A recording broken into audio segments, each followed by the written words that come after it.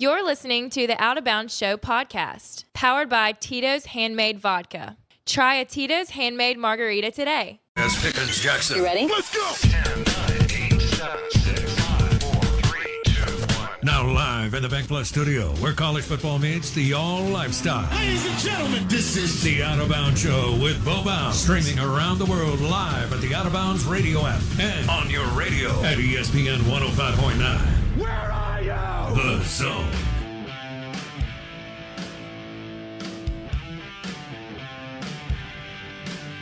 Good morning, the Out of Bounds Show. 105.9 The Zone. Hope you're doing well. We're going to get past this crazy gas stuff, right? Shortage today. This isn't going to linger, is it? Holy smokes. Insanity. Not really, but the media wants to sell it that way. Kind of like COVID. Live in the Bank Plus studio, 105.9 The Zone, ESPN, WRKS. Brought to you by Eye Care Professionals. Now, Dr. Kirk Jeffries and his team at Eye Care Professionals have opened another location and a new location in Flowood, Belmead. And yes, they still have their location in Jackson on Lakeland Drive, too. Right down from the Northeast Jackson baseball fields and Smith Wills. It's where Nick's restaurant was located for 20 years. So Eye Care Professionals has a new location, Lakeland Drive, Belmead. Dr. Kirk Jeffries, Eye Care Professionals. Blade-free LASIK and cataract surgery.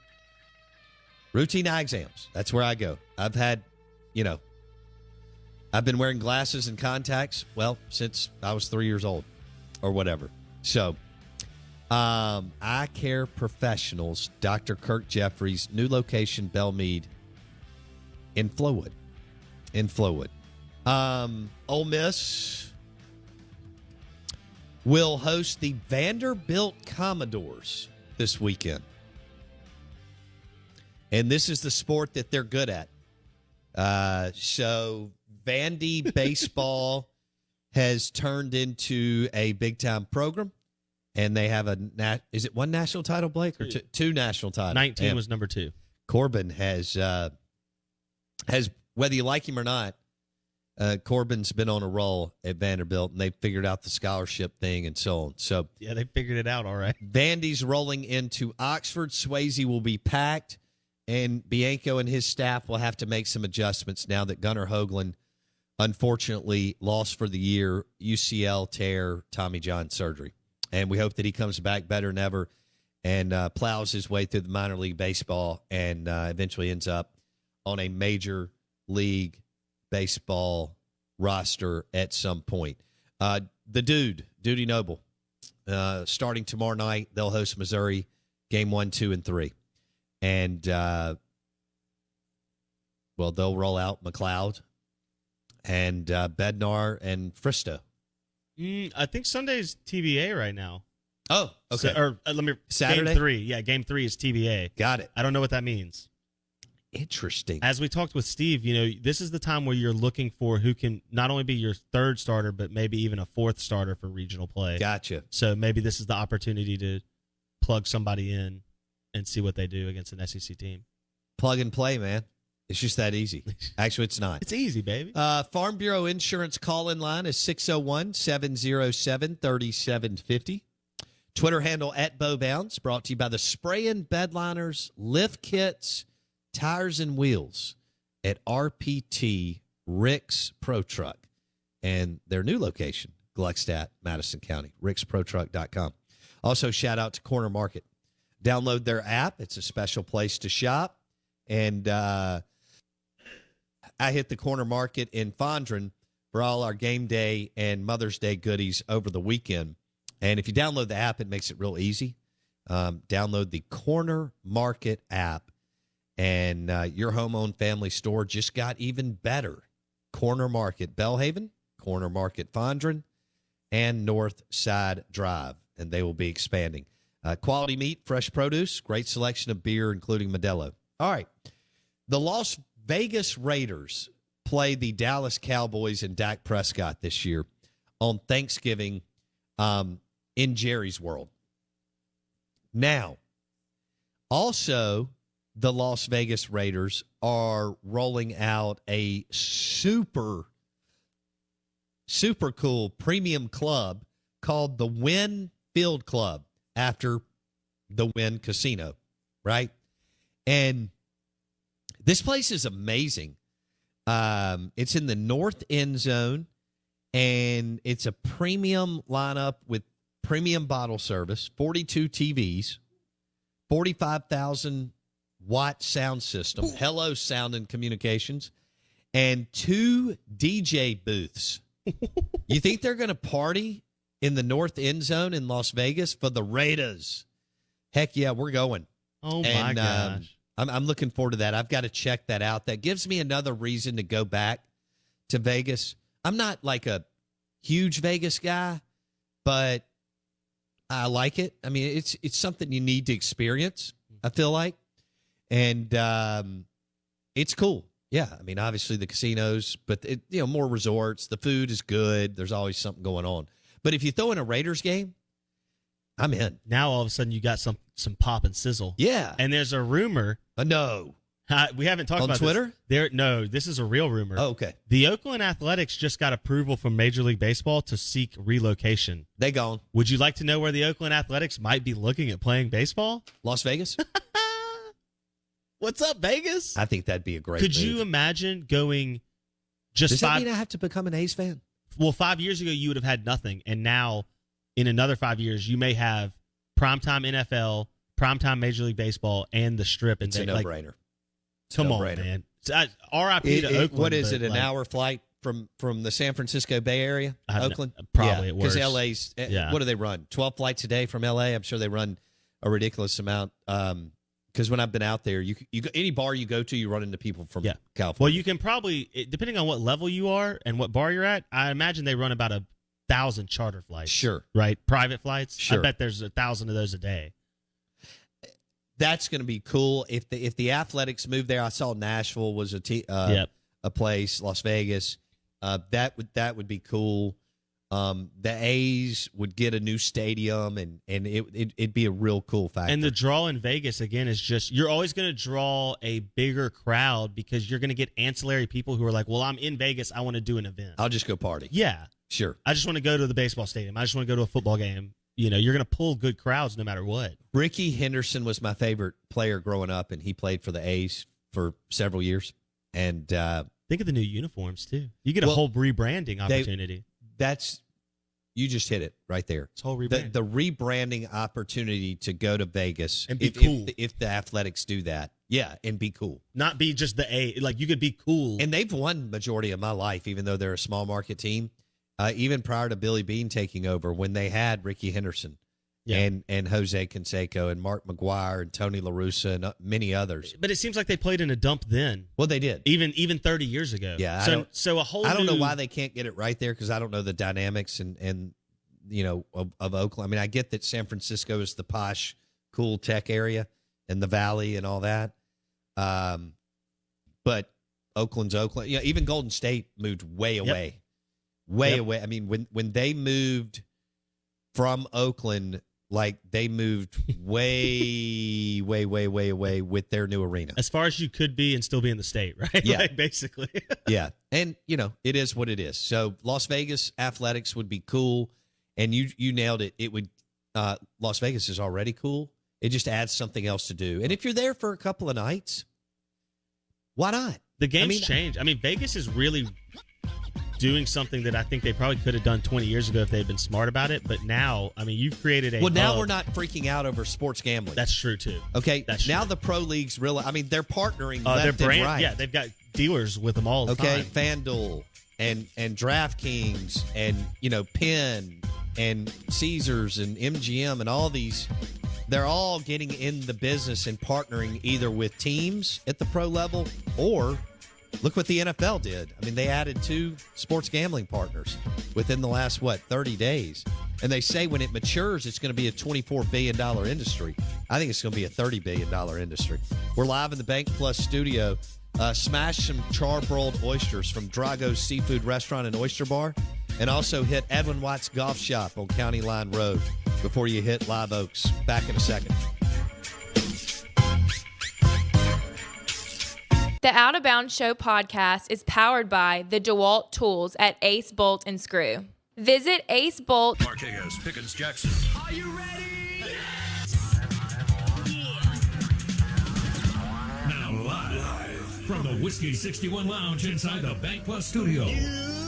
Listening to Mississippi's #1 sports talk show, The Out of Bounds Show with Bo Bounds. Streaming worldwide live on the Out of Bounds radio app and on your radio at ESPN 105.9. The Zone.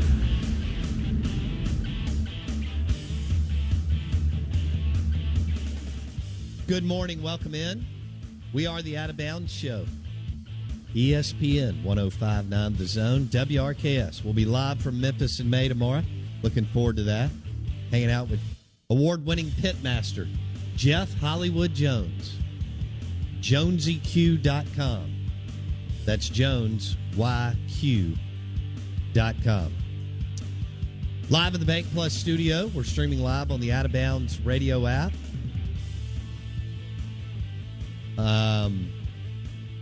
Recapping on some topics today that we're hitting on. We'll have Brian Davis stop by, Texas Longhorns insider, to discuss Steve Sarkisian, new head coach for the Texas Longhorns. Brian Davis, hook'em.com. And I'm looking forward to that interview with Brian Davis. Farm Bureau Insurance call-in line is 601-707-3750. Show is brought to you by the Filet at Kessler Prime. Visit KesslerPrime.com to make a reservation. We're going to go to the Modelo guest line. Welcome in Dr. Larry Field. Hey, Dr. Field, how are you? Doing great. Good. Shoulder and elbow with Mississippi Sports Medicine and Orthopedic Center. And Dr. Field, we had some terrible news come out of Oxford yesterday. Gunnar Hoglund, one of their ace pitchers, tore his UCL and will have, I guess, Tommy John surgery, and he will be out, obviously, for the rest of the year. And we thought we would bring you on and you could kind of walk us through it. I would like to start with this. How does this injury occur, Dr. Field? Yeah, well, it's a great question, and Bo, thanks for the opportunity. The reality is that, the demands on the elbow are tremendous in these overhead throwers. Baseball is basically a non-physiologic activity, kind of like not normal activity, and it puts a lot of stresses on that elbow. And these guys, especially high-level throwers like Mr. Hoglund, have just tremendous forces generated with these throws, and they throw a bunch, of course, and it just overwhelms sometimes that ligamentous restraint on the inside of the elbow and causes it to tear. Dr. Larry Field on the Out of Bounds show discussing the an injury like the one that Gunnar Hoglund, Ole Miss pitcher, had at some point, I guess, over the weekend, and he will be out for the year for Ole Miss. What is, when you're talking surgery, rehab, and getting back 100%, what's the estimated timetable? Yeah, it's a long process, and the main reason it's such a long process is because, again, the demands on that reconstructed ligament are dramatic, and so the ligament has to be healed, it has to be incorporated, it has to be able to resist those stresses, and so that takes a long time for the body to do, and so consequently, it takes about a year, maybe a little less, to get back to that level of performance that the pitcher was throwing at before he sustained the injury. And I know each individual is different, but as far as, so I guess you rehab, and then you start to throw. But before you get on the mound and let it rip, so to speak, again, that just varies per individual, right, Dr. Phil? It does. There is some variability, and you kind of tailor that to how well the patient's doing postoperatively. Some patients do particularly well, and you can be a little more advanced with your progressive activities. But I think probably at the minimum, a thrower like this who has a formal reconstruction with a graft would be at least 6 months before significant demands are placed on that ligament from throwing, whether it be on the mound or not. Okay. Dr. Larry Field, Mississippi Sports Medicine and Orthopedic Center, shoulder and elbow specialist, joining us on the Out of Bounds show. How common is this injury today? Yeah, unfortunately, it's really an epidemic of these Tommy John type ligament injuries. I think it's a consequence of just how popular throwing is, how strong these young athletes are, and how much they throw compared to, for example, when I played baseball 40 years ago. It's really a whole different animal. And so it's unfortunately very common. Sometimes the ligament injuries are less severe than the one that Mr. Hoglund apparently sustained, but the reality is they're common. We have to manage them quite often in trying to help these kids continue to participate in the sport that they love.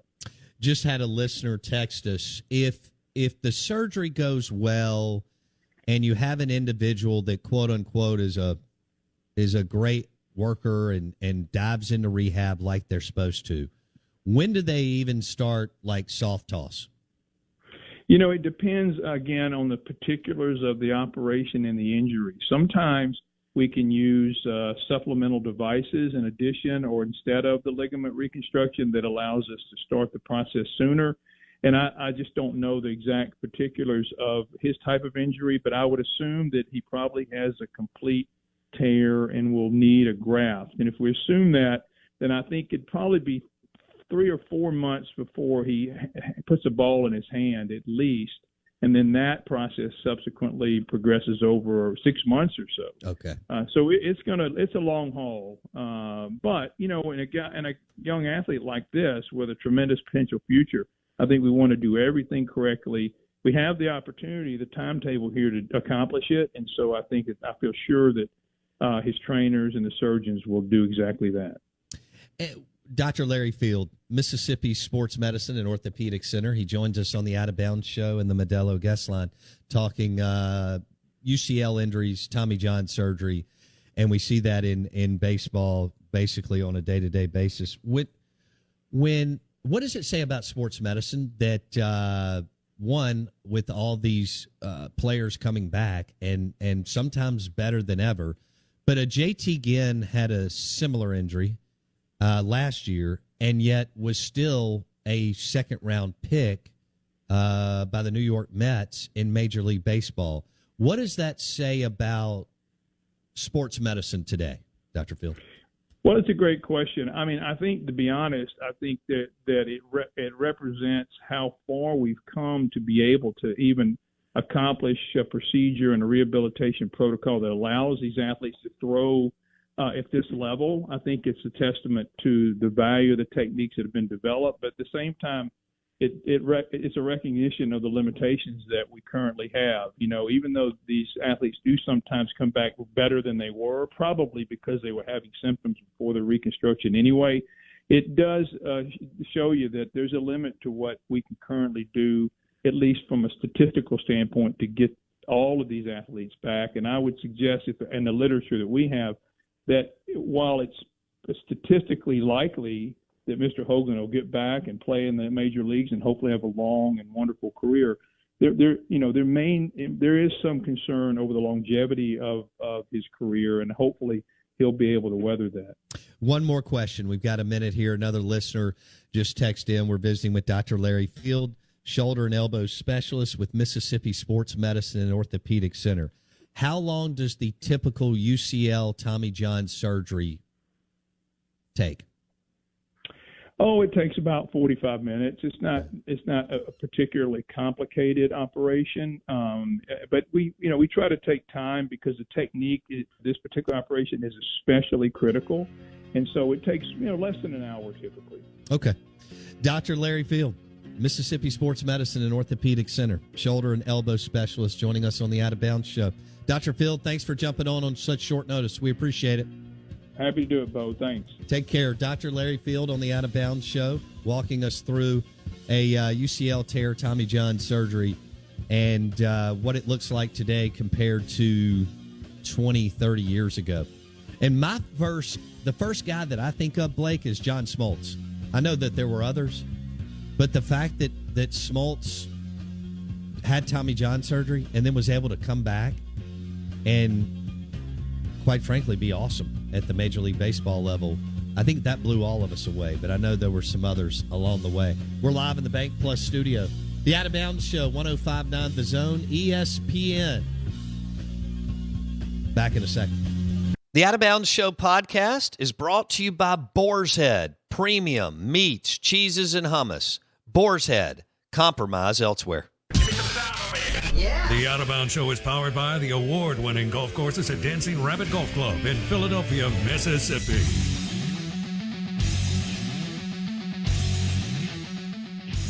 Good morning, good morning. The Out of Bounds Show, 105.9 The Zone, ESPN. Brought to you by XL Water and Coffee. How does bottled water delivered to your door sound? It sounds awesome, right? Just like game day in the SEC. Bottled water delivered to your door. Go to wateratmydoor.com. Wateratmydoor.com. Get 50% off your initial order with discount code BOUNDS. Wateratmydoor.com. Bottled water, bubbler, and Gatorade delivered to your door, or you can get a water cooler like we have up here, which is awesome. XL Water and Coffee. We want to welcome in Mike Detillier, WWL Radio TV New Orleans. Saints LSU insider Mike joins us on the Modelo guest line. Enjoy an ice cold Modelo later this afternoon. Mike, I'd like to start with Tim Tebow. We were reminiscing a little bit, and I know you covered him like we did and had an opportunity to enjoy seeing him play at Florida and what Urban Meyer and Dan Mullen and all those guys did to the league. And he was a phenomenal player. Now here we are at 33, 34 years old. Urban Meyer, his former coach at Jacksonville, is going to give him a shot at tight end. We're trying to decide, percentage, right, as far as him making the team. 20% chance, 30. Is that high, low? Where would Mike Detillier go with that? No, I'd give him I'll go in the 30%. Okay. He's trying to play a new position here for him. But through his own fault, he could have done this long ago. Because when he was released in 2013 by the Jets, he starts 14 games in 2 years in Denver. Then he gets traded, because Denver signs Peyton Manning. He gets traded to the Jets. He lasts 1 year there, and he's released, I think it's April of 2013. He doesn't recall the exact time frame, but it was somewhere right after that. He got a call from Sean Payton. And Sean drew a little vision up for him as an option quarterback, play H-back tight end, and maybe play a little special teams. He rejected it. He could have been Taysom Hill before Taysom Hill. And he didn't want to do it. He wanted to play quarterback. That was his thoughts. And then he signed on with New England, and he signed on with the Eagles. Didn't work out. So the vision of what Urban Meyer is going to do with him, and it's going to be a different role because it looks as though he's going to play that H-back tight end spot. Sean Payton had the vision of what's now being done with Taysom Hill for Tebow back in 2013. And Sean, he came on a Monday night show because Tebow revealed that on the SEC network, that he had talked to Sean. And so when we had him on, we asked him about it. He said, yeah. He said, I didn't have the full vision of what I would have done with him, but he said, I sort of laid it out of what I was looking for, and he just wasn't in the right frame of mind to do it, and he rejected it.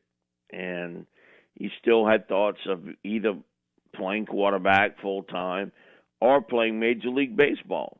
So, a lot of years have passed now. That was 2013, and we are in 2021.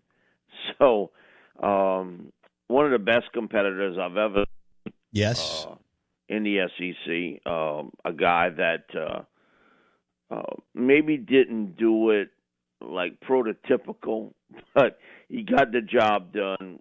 Super tough guy, really effective running the football because he was such a big man. And he had his moments as a passer, but good gracious, you look over the last 20 years, and if you put down that Mount Rushmore in the SEC, he's on it. For the significance he made at the University of Florida, and he was much-watched TV. That's true. That's true. You go back to 2007, Mike, and they were running, zone read, power spread, whatever you want to call it. And isn't it crazy that back then we thought that was kind of innovative and it had wrinkles and it was exciting for us compared to what we've done the last, 14 years, and now all this spread it out, throw the ball everywhere, spray it around the field in the NFL and college football. Isn't it wild how we did a 180 or, from that to kind of what you're seeing at Bama and Kiffin do at Ole Miss and what Sark wants to do at Texas? Urban actually changed the world at Utah in what he did. Because in running what he did there, it was innovative, and he had a quarterback that could do it now. And so that was the other part of it. And then he goes to Florida, and, man, you latch on to a guy like Tebow who just, kind of spread it. And you think about the two, big changes in college football. It was Spurrier and his fun and gun offense at Florida. Oh, yeah. And then Urban Meyer bringing, his offense to Florida.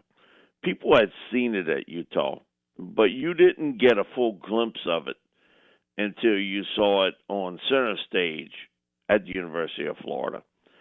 And everybody took bits and pieces of that and used it, to create their own offense. And what you saw was a condensing of college football in that at one time, there was a huge gap between, those top 4 or 5 teams and the rest of college football.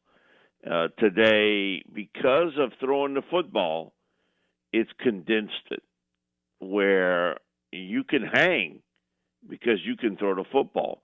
You go out there, get you a quarterback, get you a couple of pretty good receivers, protect the guy. Now, you might be in a shootout each week, but you're competitive. And so it sort of has condensed the football world and given teams that you would have never thought could be in the running for something an opportunity. Now, when Grant Taft was at Baylor, they were a really good football team. But we're talking about 70s football.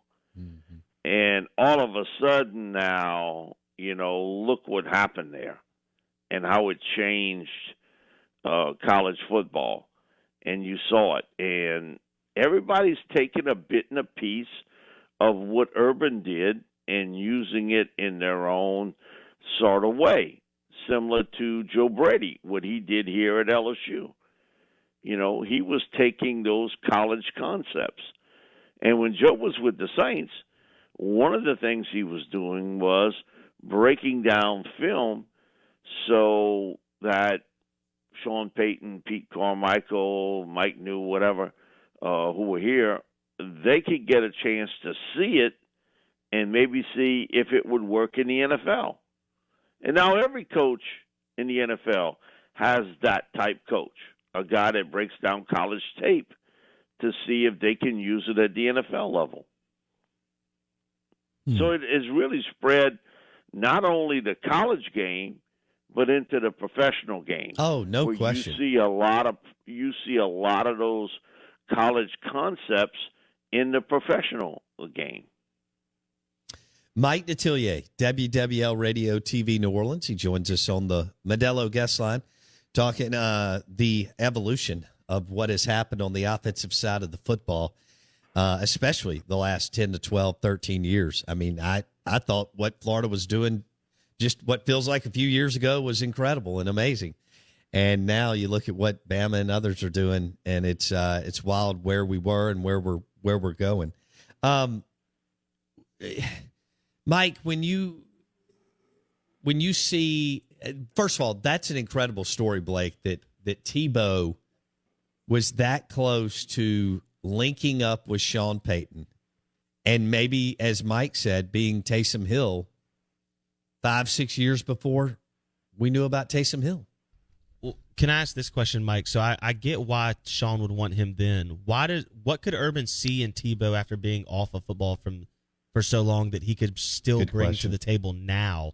Because, I mean, are we really going to say they're going to take Trevor Lawrence out when they get inside the 20 to bring Tebow in at quarterback? Well, did we ever really think they would take Drew Brees out to put Taysom Hill? Well, Drew was at the last stage of his career. Whereas... No, but not at first, though. And so that was the shocker to me. Okay, Drew was still, when this first happened with Taysom, we were starting to see a little bit of regression. And my thing is, what the hell are you doing taking Brees out to put Taysom Hill in? And I'm just telling you, you sort of fall in love with your own concepts. And I wouldn't be surprised that Urban has a similar view of especially short yardage situations, that you run that power run that Taysom ran, that Tebow run it. I know I would. If I had him on my team, I would see if he could do it. Now, again, he's not, people say, well, he's not in his 20s. Well, neither is Taysom Hill. People forget Taysom's in his 30s. He's not a 20-something-year-old guy because of spending that time, in the mission program. So I get where you're coming from, because I said it. First time I see Taysom in there, I'm like, what's going on here? And yet it had its way. And you'll continue to see that. Here's the crazy thing. This is a copycat league, right, guys? Sure. Copycat. Is there another Taysom Hill? And the answer is no. No. There's not a guy that could play that power-running quarterback, play some H-back, play special teams. Here's the even crazier part of the Tebow story. Mike Westhoff, who was the special teams coach with the Jets, as soon as Tebow is traded, they got him in a trade, he starts bringing up the concept, man, they could use him a lot of different ways, but I would want to use him on special teams, Tebow. I think he'd be a really good special teams player. He didn't do it. But when Taysom got to the Saints, guess who was the special teams coach? Mike Westhoff, who had left the Jets, had retired, was doing some consulting, came back to sort of oversee the Saints' special teams, and then sort of took over, as his typical Mike would do. And first thing he does, he makes a suggestion to Sean, let's put Taysom Hill on special teams. So, in essence, they blended a little bit of the concepts that Sean saw something in Tebow that literally Taysom did offensively. But it was Mike Westhoff who first sort of thought that Tebow could play special teams. And guess who played special teams when they got him? Taysom Hill. It was the blend of the two coaches of what their concept was. And so, it's just sort of, the trains met at that moment in time.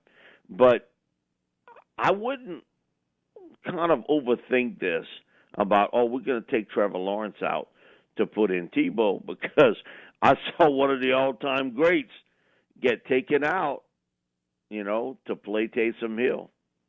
And listen, it surprised me too. I'm like, man, you got to be kidding. But that's Sean being Sean. And, and I think Urban, if Tebow can make the squad, would have that concept of this 6'3", 230-pound quarterback, tight end, run that power run that we've seen Taysom run. All right.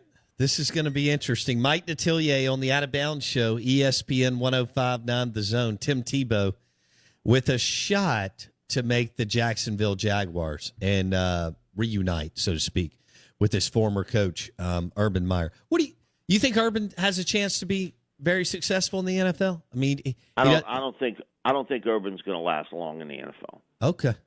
Okay, that's just Burnout? a gut feeling.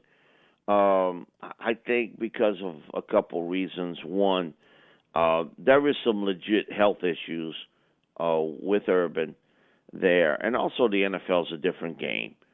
Urban would get eaten alive when he lose one game a year. What the hell's going to happen when he goes to Jacksonville? He's going to lose 3 or 4 games in a row with that team, and I think it has a way of sort of eating away at you. Now, I do think he'll have some success. The big question mark is how quickly can he piece this team together? I'm never concerned about Urban, the coach. I'm always concerned that I thought he would one day be a pro coach, but what was around him? Because there is a little bit of a learning curve going from college to the pros, and how you secure talent and how you evaluate, because I do think fit becomes a bigger part of the game than it is in college, because I think, you got a certain system you're running in college, and the players adapt. In the pros, you adapt to the players you're getting. The people around him, do you have an owner that's going to be helpful in every manner? Have we seen that in Jacksonville? The answer is no. From front office to ownership, it hasn't been great. And so all of a sudden, that's going to change because of Urban Meyer? So I think he has some success, but I think it's short-lived. Mike Detillier on the Out of Bounds Show. Aaron Rodgers. He plays for Green Bay this year. He ends up with the Dolphins, Broncos, Raiders, or something like that. Mike? Listen, I may be dead wrong on this, but my gut feeling is that he stays. I mean, my thing is you got to be able to sit down with all the parties and try to work something out. And I think even Aaron has to look at it this way, that where am I going to go that I'm going to have a receiver like Devontae Adams and a tight end like Tunyon and the other couple young receivers, they're decent players. I've got a pretty good offensive line. We can run the football with our backs. I have an offensive-oriented coach in LaFleur, and we've kind of got to know one another pretty well. Can we work this out? The problem is him and Brian Gutekunst. Ain't no ifs, ands, buts, and maybes with this. Is now this has become almost a showdown of it's either him or me. And I think that is laid out pretty quickly. But someone's got to step in here and say, okay, guys, let's try to work this out. If I'm the Packers and I'm Mark Murphy, and he disappoints me because it was a guy's a former NFL player. He beat his chest about being a representative for the players, and now he's the president of the Packers, and he's in the Witness Protection Agency. You couldn't find that sucker, if you had GPS. No, you don't want to get involved. No, you're the president of the team. You should be involved. That's your job, because there is no real owner of the team. It's ownership by committee. So you got to step up. That's your job. And yet you letting these two guys sort of swing it out, not getting involved. No, you got to get involved. That's what they paying you for. And, it's sort of late in the game. And now you want to make this deal. My thing, if I'm the president of the Packers, what gives me the best chance to win in 2021? Aaron Rodgers on my team. It's not even a debate.